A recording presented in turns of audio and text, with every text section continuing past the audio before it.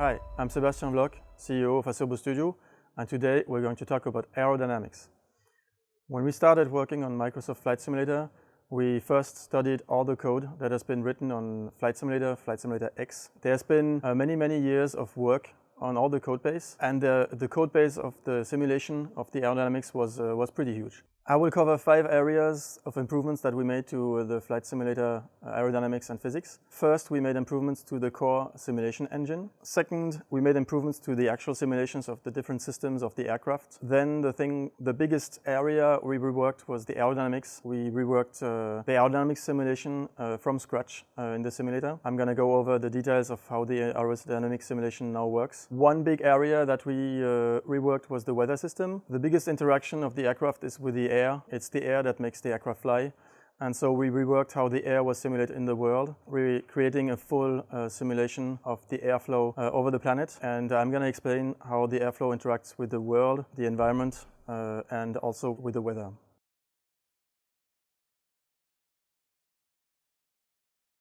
The first big improvement we made to the core of the simulation is a better collision model with the environment. So the system now supports sloped surfaces, which means that aircraft can land on sloped runways, but also on any slope in the world. Aircraft can now land on a sloped field. For example, if you want to simulate an engine failure, you can make a cross-country landing on any surface, including sloped surfaces like fields on mountain slopes. It's going to work anywhere. To make sloped surfaces work, we had to rewrite the friction model of the aircraft.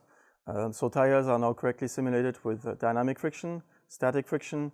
All the friction parameters have been improved, and so like the rubber now really behaves on all different surfaces like tarmac, cement, grass, earth, exactly like it should. And also on slopes, if the tires start to skid, they're going to skid exactly like they should with realistically simulated dynamic and static friction. So we also improved the way the bumps on the ground are handled. They are now realistically simulated, and the way the brakes are simulated. So this allows for planes to come to a full stop even on slopes, and that's when they transition from dynamic friction to static friction. And planes can really come to a complete halt exactly as they should on slopes. So when you do a landing on a sloped runway, you can now roll and you can stop on the slope, turn around and take off again. We also rewrote the integration system of the simulation.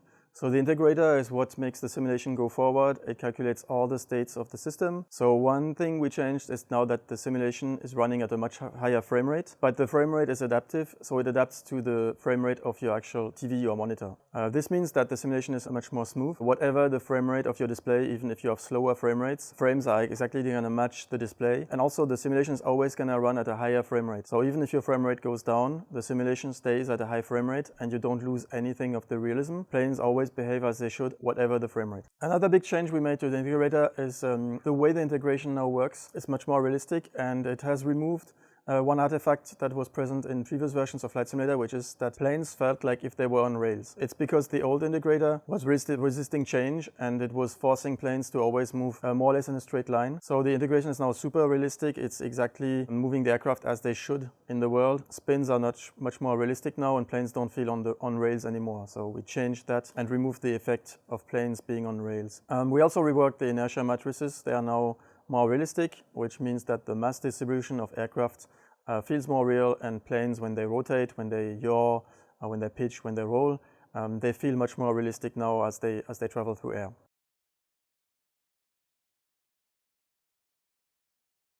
So we also made improvements to systems in the simulation other than aerodynamics. We improved the load factor simulation, which also improved the way the ball, the turn coordinator, is simulated. It's now much more realistic, which means that when you fly asymmetric, which means that if your aircraft skids a little, the ball is moving to the side exactly as it should. And you can now control with the rudder your flight and make it symmetric using the ball much more easily, because it reacts much more realistically than before. And so we have now specific fuel consumption, which is realistic per altitude level and which is matching the actual POH of the aircraft. We improved the way flaps can be set in the files, which allows to have more control. We finally reworked the way gears and external parts like external tanks are simulated. Instead of just hard coding the moments they apply on the aircraft, they are actually physical elements in the airflow which are attached to the airframe outside of the aircraft, and they now are realistically simulated aerodynamically just like the aircraft and apply their own forces and moment exactly where they should, how they should. We also improved the icing system. So icing is now simulated realistically depending on the actual humidity of the air around the aircraft, and because the weather system is now accurate and simulated volumetrically, if you fly through clouds, you're going to get a different icing than if you fly through dry air. And so this is now simulated in 3D volumetrically. Also, what we did is the legacy simulation code from Flight Simulator X is still available. So you can switch to the legacy simulation if you don't like the new simulation. We don't want to force anyone to move to the new simulation. So all aircrafts have been reviewed with professional pilots who have many hours flying these aircrafts, or test pilots from the manufacturers. So we've gone over the aircrafts, which were already matching POH when we presented them, but to make sure they actually are controlled exactly like they should, there's many parameters that we set that are not actually present in POH, such as how fast the aircraft is gonna roll when you move the yoke to the left, for example, depending on your airspeed. This is data that is not always available, but that professional pilots feel. They know how agile the plane is at what speed. And so these are parameters that we set with them, and we reviewed the whole aircraft to make, for example, stalls as they should be, or if an aircraft can spin or not, or the way basically they behave so that they don't just match performance parameters from the POH, but actually feel as the real aircraft when you fly them in real life.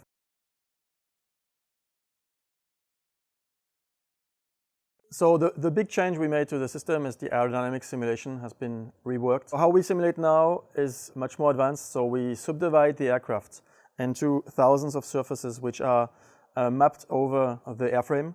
So for example, over the wings, over the fuselage, over the wheels, over the tail. There's thousands of little surfaces which are placed exactly where they should over the geometry of the aircraft. Each surface goes look at the weather, so it has its own wind direction. It's going to have its own air pressure, its own humidity. This means that the right wing, for example, can fly through a cloud where the left wing doesn't, and you can have different wind, turbulence, and humidity on the right wing. Each of these surfaces has a realistic airflow simulation. Each surface is going to have its own wind direction, its own air pressure, and it's going to do a full three-dimensional calculation to compute what is the force and moment that should result from the airflow flying over the surface. This simulation includes the airflow, speed and detachment and orientation. It will realistically simulate stall.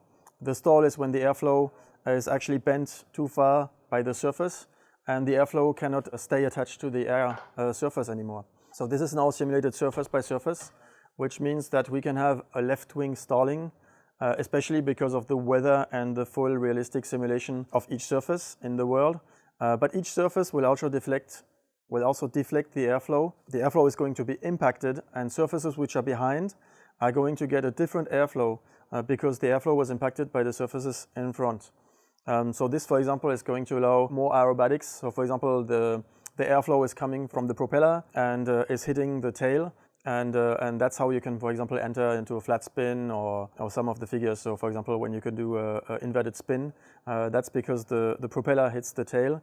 And this is now realistically simulated.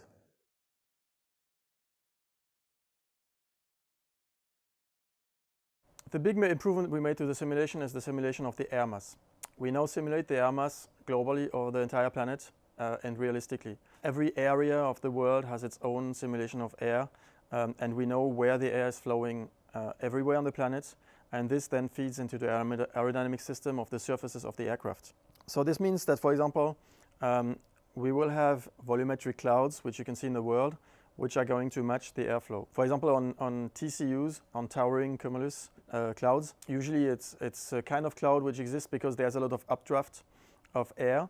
But when they get really big, there's an updraft on the side, and in the middle it actually goes down. That's basically why they're so dangerous, and you should never in a small aircraft get close to a TCU. In a big aircraft, you're going to get a lot of turbulence. And so this is now simulated. The airflow in the world is going to match the clouds, and it's going to fly. The air is going to move up and down inside of the clouds. So you will see a video which is going to show this airflow. So in order to visualize the airflow, we released thousands of particles in the world and displayed the trajectory of the particles. They just do exactly the same calculations than the aircraft in the world. So each particle samples the world atmosphere, exactly like each surface on the aircraft. So you can see on clouds that the air is moving up and down. You can see the turbulences, which is when the airflow of the particles changes color and the particles move more randomly. So these are like wind shear or turbulences. Some of the air may go up because it's in the middle of the cloud, some may go down, and at the edges you get shear. So this is all now naturally simulated, and we have all the updrafts and downdrafts in the world which match actually the weather.